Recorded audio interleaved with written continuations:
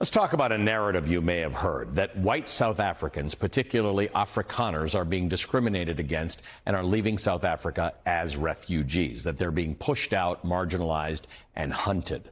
It's a narrative that's gaining traction in some quarters of the American political discourse, pushed by voices like Donald Trump and Elon Musk, even by Musk's AI that's built into his social media platform, Grok.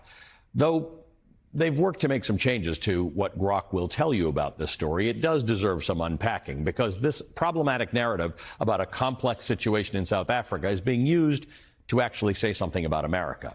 Now, to understand the story well, we have to go back, way back, 373 years back, to April 6th, 1652. Three ships from the Dutch East India Company, the Dromedaris, the Reiger, and the Good Hope, land on the shores of what will become Cape Town. That was the start of a 300-year project of white settler colonialism, which would eventually lead to a tiny white minority ruling over a massive black majority in and across southern Africa.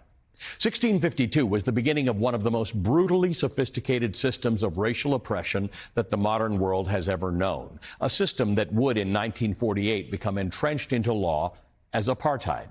Afrikaners, descendants of those French and Dutch settlers, called themselves Boers.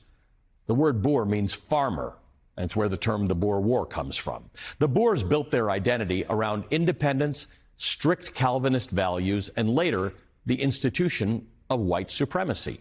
They cited the Bible as justification for suppressing non-white people. The word apartheid itself didn't officially enter politics until the national elections of 1948 in South Africa, the one that took South Africa from being just a racist British colony into an independent and thoroughly racist republic.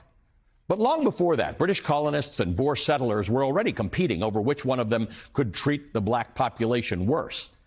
As I wrote in my book, Small Acts of Courage, they weren't trying to build a better society. They were trying to outdo each other in oppression. There was this belief among Afrikaner nationalists that in a truly democratic South Africa, one in which non-white people could vote, white people would lose everything.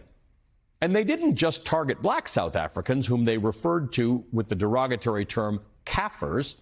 Indians, like my ancestors who arrived in South Africa in 1893, were called coolies, also a derogatory term. Colored people, the name for people of mixed race, were segregated, they were monitored, they were dehumanized. During that election in 1948, the National Party's campaign slogan read, it was an Afrikaans term, Die Kaffer op sy plek, die coolies uit die land, which translates to the black man in his place, the Asians out of the country. This was literally racism codified, defended, and exported. But then came 1994, a miracle, a revolution without a war. Nelson Mandela elected. White South Africans, including Afrikaners, held a referendum leading up to those elections in which they essentially voted themselves out of power.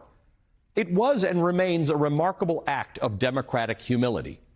The Afrikaners knew the game was up and the future lay in a true multiracial democracy. Today, the South African government uses affirmative action and black economic empowerment to redress 3 centuries of economic and educational exclusion, their version of what one might call DEI. And yes, some white South Africans, Afrikaners included, say that this feels a lot like reverse discrimination. They point to quotas in public schools, shifting university admissions, government contracts going to black-owned firms.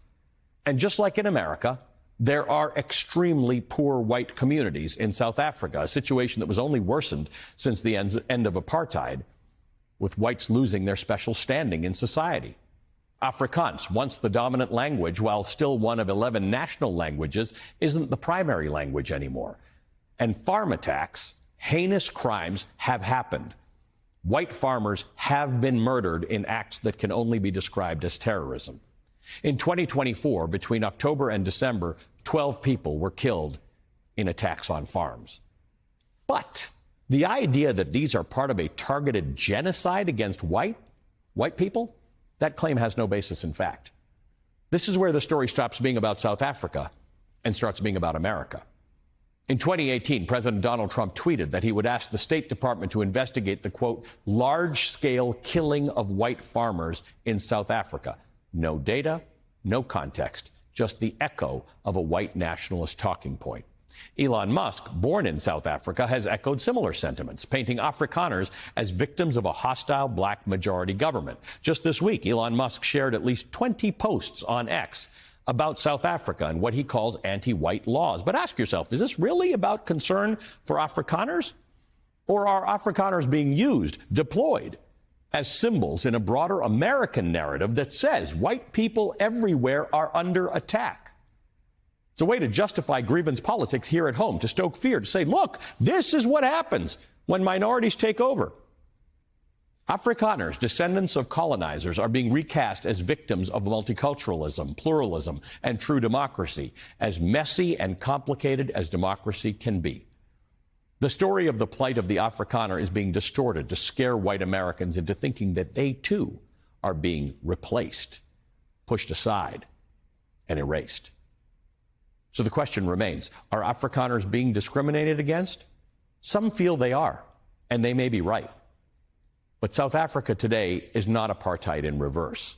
It is the hard, necessary, often ugly work of repair, of justice, of democracy trying very hard to make right what was very, very, very wrong for more than 300 years. Let us not turn that effort into a weapon. Let us not borrow someone else's history to fight our own culture wars, because if we care about the truth, we actually have to care about all of it, even when it doesn't fit the narrative that we're trying to sell.